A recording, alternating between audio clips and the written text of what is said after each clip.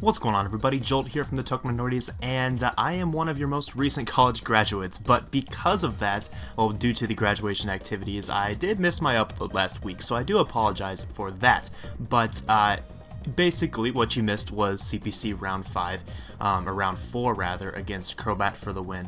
And actually I didn't even do my battle on time that week. I had to get an extension until a couple days after graduation to be able to get it taken care of. But we did play that game, and it was a very long game. In fact, as you can see here, it was an 86 turn game ending in my victory. So due to the fact that it's 86 turns, I'm not going to show the battle here in this video, or at least that particular battle, and it will be a link in the description below.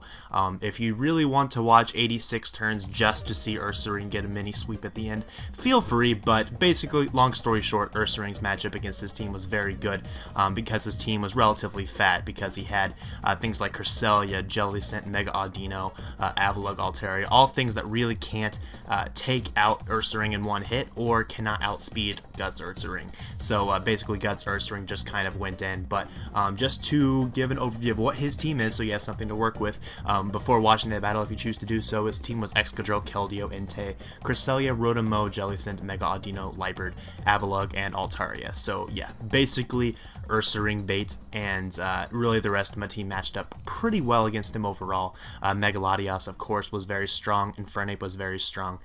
So yeah, you can just watch that battle if you're really interested in seeing an 86 turn match. So let's go ahead and move on to CPC round 5, because we did advance out of CPC round 4. So round 5 puts us in the quarterfinals of the losers bracket. And just like before, I already have my one loss to Gypsy, so I can't lose again if I want to continue on in this tournament. So I have a battle here against Andrew and the Manhattan Mudkips. He has had some pretty impressive victories earlier in the tournament against pretty good players, so he's definitely no slouch. So I'm going to have to play well against him to have a good shot of winning. I do think my team matchup is pretty strong, which I'll go into here in a little bit, but I just have to keep in mind that he is a pretty good player, definitely has made it this far for a reason, so I can't take him lightly. So looking at his team, he has Mega Gyarados, Victini, Mamoswine, Kingdra, Venusaur, Registeel, Pyroar, Swellow, Ninetales, and Machoke. So when I look at this team, I see a bunch of Megalodios a bunch of Megalodios fodder, that is, not counters.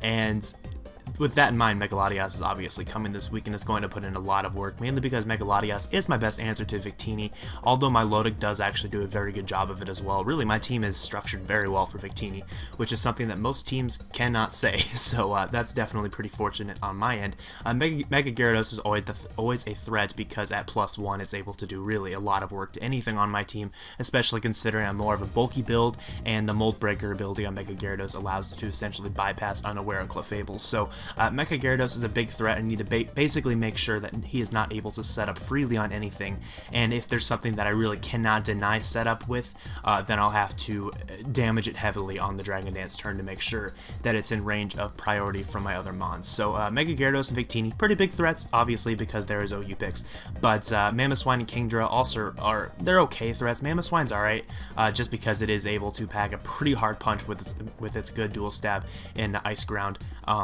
Kingdra I'm not as worried about, I suppose, just because I do have Melodic, which really is an all-purpose counter to Kingdra, especially if I run a dragon move like Dragon Tail or Dragon Pulse.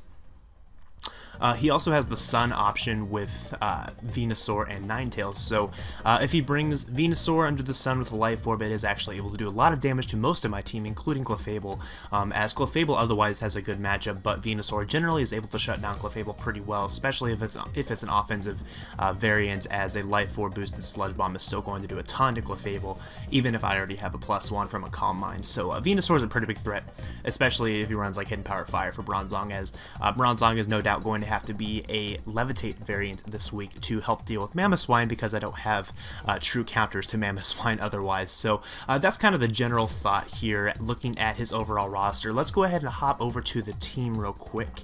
I started off with Megalodios, as no one will be surprised by. This set basically is just there to deal damage. I really don't need Calm Mind to do a lot of damage to most of his mons, especially after I get Rocks up, because if you look back to his roster, he has only one potential hazard remover, and that's Swellow. So I do not expect Swellow to be a defogger. If he brings it, it'll certainly be a gut sweeper. So I don't think he's going to have defog, therefore I'm going to make sure I get rocks up as soon as possible in the game with Bronzong, which I'll show here in a little bit. And then with that in mind, I do not need Calm Mind to deal out powerful damage with Megalodios. Is going to be able to do it on its own without any extra support in that regard. So Surf and Psyshock are all I really need to be able to do that damage. The only things that I'm not able to hit hard with that coverage, the only thing really is Mega Gyarados, but for that I have Thunder Wave. I considered Thunderbolt just in case he decided to be cheeky and leave his Gyarados in the non-Mega form, but then when you think about it, he has no reason to do that against a Megalodios. He will Mega Evolve every time. So Thunder Wave is better here because it will guaranteed neutralize the Mega Gyarados to the point where I can take it out with my Ursaring or my Infernape later on, or even Clefable if necessary. So that's the idea with this. This is basically my dedicated Victini counter, as Choice Scarf Victini is very unlikely this week. The only thing that he'd be able to outspeed, that he wouldn't be able to outspeed otherwise with a Choice Scarf, is Infernape, and Infernape's not really doing much to Victini anyways, so he really has no reason to run Choice Scarf. It's probably going to be Expert Belt or Life Orb, maybe Choice Band, that's possible. In fact, actually, I think Choice Band might be his best set against me now that I think about it, and with that in mind, I just have to make sure that Megalodios remains healthy, as well as my Milotic, which I will discuss here in just a little bit. So that's the Megalodios. Next up is Clefable. Kind of a fancy set this week. I don't know, I've run this before in other league matches, but this is my Cosmic Power tank set. So basically this thing's purpose is to deal damage with Moonblast and Flamethrower, just kind of casual damage, not going to OHKO anything, but it's going to do a good chunk to anything that comes in. Cosmic Power is just basically there to prevent myself from getting 2-hit KO'd by anything, and with that in mind, if I'm able to keep boosting Cosmic Powers even, then Clefable just won't go down until I run out of Moonlights. So overall, Clefable I think is pretty strong in the matchup. Not amazing, not a win condition by any means, but it's basically there to prevent him from having any win conditions. And if I can achieve that, then I should be in pretty good shape to win this match. So next up is the Infernape. This set, just pure coverage, pure physical coverage. I have enough speed to outpace Pyroar, I believe, if he brings that. And yeah, this hits everything very hard on his team. He really doesn't have an Infernape answer. He can try to switch in Gyarados, but you know that's going to take a Thunder Punch to the dome. He could try to bring in Victini, I guess, but that's not going to appreciate Stealth Rock plus Close Combat or Flare Blitz. So overall, Infernape's looking really strong in this game, and I have no doubt that it will be a win condition mid-game, if not early game. I could just send in Infernape and possibly win, so a lot of it just depends on what he decides to bring in the battle. So next up is Ursaring, and I only need Facade and Close Combat to hit his entire team for very heavy damage, so that's all I'm bringing. And I have Protect to guarantee I get my Quick Feet boost, and I do unfortunately need all of the speed investment on the Ursaring to make sure that I outspeed the Pyroar, as if I bring any less, I do not outspeed Pyroar after Quick Feet boost. So this is necessary, and Swords Dance just in case he wants to give me a free turn. I really didn't need that last move slot. I felt Swords Dance would make the most sense there in case I get a free turn of setup against something like Registeel.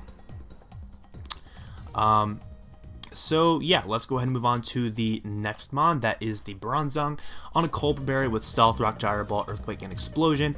Stealth Rock there for obvious reasons, going to get those up as early as possible. Gyro Ball for the Mamoswine specifically, nothing else really. I guess maybe the Venusaur if it's in the sun, probably would want to be taking a Gyro Ball, or be wanting to donate a Gyro Ball to the Venusaur and weaken it substantially to the point where I can take it out with other mons. Earthquake is there for the Registeel should he have like Seismic Toss and try to wear me down. I like to wear him down as well to make Megalodios' job easier, and Explosion is solely there to explode on the Mega Gyarados if he decides to try to set up in my face. And the Colbur Berry, of course, ensures that I'll be able to survive even a +1 crunch, perhaps a +2 crunch. I did not calc that, but I know I can survive a +1 crunch from the Mega Gyarados and do like 50% with Explosion, assuming it's not an Intimidate Gyarados, which should be. And after Intimidate, if he is an Intimidate Gyarados, it'll probably do like 30 to 40%, which is fine. That's still respectable damage. So that is the Bronzong. Next up is the Melodic, more or less just, again, there to prevent his sweepers from doing anything. This is able to take hits from Pyroar very well. It can take anything that's not Solar Beam from Ninetales. It can even take one Solar Beam. It doesn't want to take two though, however. And Haze Dragon Tail just prevents setup. Scald hits really everything on his roster pretty hard. Anything that is it can burn almost anything, and the only things that it can't burn are going to be weak to it. So yeah, Melodic's looking pretty good. Wakanberry is just there to ensure that this is a guaranteed counter to Victini until the Wakanberry is utilized. So overall, this thing should be able to help shut down Victini and take a little pressure off of Megalodios, as Megalodios probably is going to be useful for a lot more than just Victini in this matchup. So that's the team. Let's go ahead and hop on into the battle and see what happens. So that is the wrong tab. This is the right tab. So looking at team preview, he brought Mega Gyarados, Victini, Mamoswine, Registeel, Ninetales, and Venusaur. So no real surprises here. I think that's probably the best 6 mons he could have brought. I was a little bit scared of the Swellow, but Bronzong, I guess, scared him from bringing it. But if he had brought Swellow plus Mamoswine, that would have put a lot of pressure on the team that I brought, just because Bronzong would be really necessary in handling both of them. Clefable can somewhat handle Mamoswine, but I would need to have a Cosmic Power up first, or he would need to not be Life Orb or Choice Banded in order for that to be a possibility. Melodic's also decent at handling Mamoswine, but again, Choice Band or Life Orb sets would give Melodic a very hard time. So I was very fortunate that he did not bring Swellow in this match.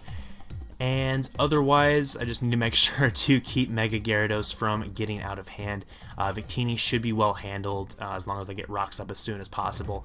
Really the biggest threat here is looking like the Venusaur, as if he has Sludge Bomb, Giga Drain, and HP Fire, he actually hits all of my team very hard, especially with a Life Orb. Even Megalodios doesn't want to take a Sludge Bomb or a modest Sludge Bomb from Life Orb Venusaur, so I need to make sure Megalodios is healthy to help deal with that, should that become the case. So that's about all I have to say about this at Team Preview. Let's go ahead and jump into the battle and see what happens.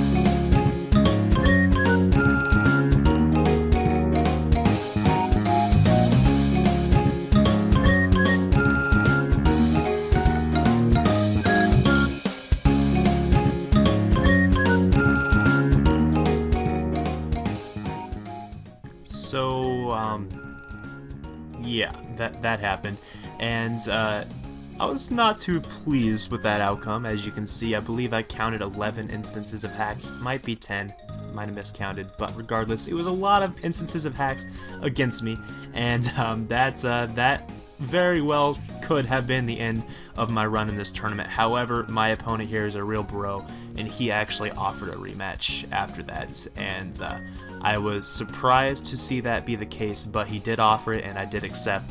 So we actually got another opportunity to face him, and here is the battle that occurred here. It is the same teams, so no new comments at Team Preview, and I will go ahead and actually commentate over this one. So jumping in, to this battle. He led off with Registeel as I led off with Bronzong, easily my best lead, as I need those rocks as they are there to stay and they help wear down the Gyarados, Victini, and the Ninetales, and really even the Venusaur to an extent. So I just decide to, after laying my rocks, go for the Earthquake just to weaken Registeel little bits, and as Earthquake hit really everything he could possibly bring in, besides this Gyarados. But now expecting him to try to go into Gyarados, or into something else, I'm going to pull the switch into my Mega Latias, and here I have no reason to do anything but click T-Wave. I can easily survive even an Adamant Crunch from this Gyarados, and I do kind of anticipate him going for a Dragon Dance here, so T-Wave was easily my best play.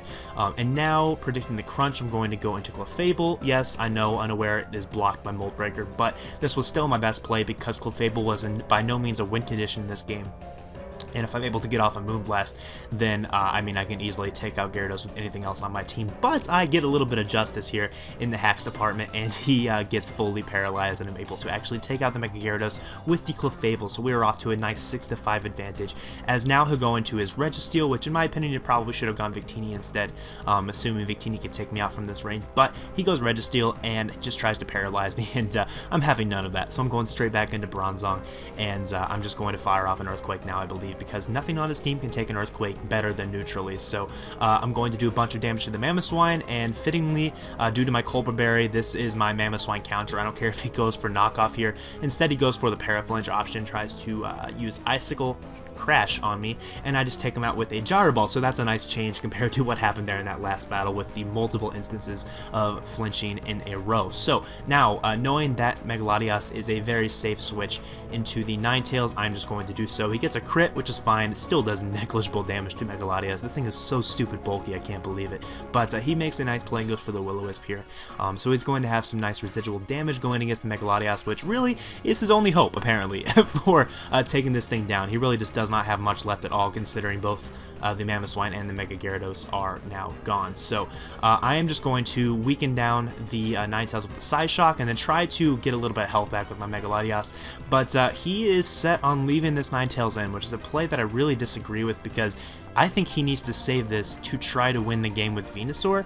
While that is a very hard thing to do with the burn on Mega Latias, Venusaur actually had a good shot to do well, if not, like, get a couple kills. It may not win the game, but get him a couple kills if he had saved his Ninetales and gave Venusaur a full 5 turns of Sun. But that's not the case here. He does just let the Ninetales go down, meaning the Venusaur is really a non-factor at all, and as far as I'm concerned. So I'm just going to go into my Clefable, essentially sacking it. He's going to take me out with Glaciate plus V-Create, so that's no big deal. But the speed drop does give me the opportunity, or even the defense drops, everything just gives me the opportunity to go into Ursaring. I could very well have just gone into Infernape and won the game right here with that, but I decided that I wanted to give Ursaring some kills, and in doing so, I do just go for the Protect. I'll pause briefly. That probably was an unnecessary play, but also inconsequential, as after the speed drop, Victini at best was timid, so 328 speed, and after dropping that one stage, that actually would make it slower than my Ursaring before the Quick Feed activation. So I could have just gone straight for a return on that turn, but it's inconsequential, as I'm able to OHKO the Venusaur anyways after the Toxic Orb activates, so no big deal. The Venusaur goes down. And now he goes into Registeel, and really it's just trivial from here, as I just click Close Combat. Unfortunately, it doesn't quite take it out because Registeel is very fat, and Ursaring apparently is not terribly strong, at least in the Close Combat department, unless it is Guts boosted. So I am able to take out the Registeel with the second Close Combat, but I will lose my Ursaring to the poison damage, but that is A-okay, because all he has left is the Victini. I know for a fact my Mega Latias outspeeds it because he is not Choice Scarfed, and I am speed creeping 328, so this is an easy Surf for Mega Latias, and that will be GG. So we pull off the 4-0 victory officially after the first attempt was an absolute nightmare. Obviously, there's nothing I can do about the hacks that occurred in the first matchup, as that was just insanity. Like, so many crits, flinches, paralysis, just everything that could possibly go wrong did. Even the burn with Flamethrower, 10% chance. Everything that possibly could go wrong in that first match did, but I was fortunate enough to be offered a rematch, and I did accept it, and I am now moving on to the semifinals of the losers bracket against a guy named Sam, who is the coach of the Emerald City Melodics, and the rumor is that he actually placed second, I believe, in the CPC regular season in the previous season. So he's definitely a stud in the CPC, and I am very excited for the chance to play him in the next round. So that'll be something that I will be looking forward to. But I hope you enjoyed this video with several battles in it. Like I said before, if you want to see the battle with Crobat for the win, Danza, the Season 1 GBA champion and the Season 2 NPL champion, it is a link in the description below. It's a very long battle. Warning, spoilers, whatever. Just it's a long battle. It's probably not worth the watch if you don't want to, but if you want to, feel free. But that's that. Thanks for watching, guys, and I will see you all next week. Peace.